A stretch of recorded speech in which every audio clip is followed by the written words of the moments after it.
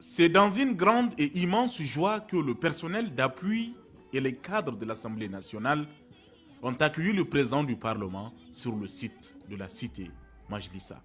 Environ 20 hectares de terre au cœur de la cité diaspora, offerts par le ministère de l'Urbanisme, sur lesquels jailliront des logements sociaux qui vont permettre aux agents de l'Assemblée nationale d'avoir chacun un toit décent. Pour le président de l'Assemblée nationale, c'est un sentiment de satisfaction et de devoir accompli que de faire aboutir ce projet au grand bonheur du personnel de l'Assemblée nationale. En effet, le premier devoir de tout responsable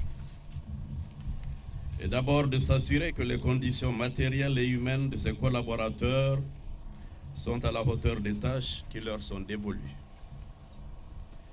Avec le bureau de l'Assemblée nationale et tous les députés, je sais quelle contribution est la vôtre dans l'organisation et le déroulement du travail parlementaire. Vous êtes la main invisible qui permet à tous nos rouages administratifs et techniques de bien fonctionner.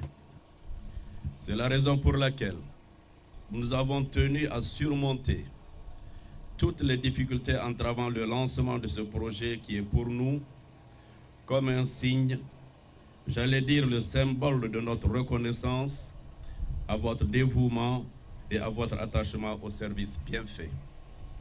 Pour les représentants des syndicats du personnel, c'est un ouf de soulagement, une grande satisfaction de voir ce projet qui date de 2015 aboutir aujourd'hui. Je voudrais, en cet instant solennel,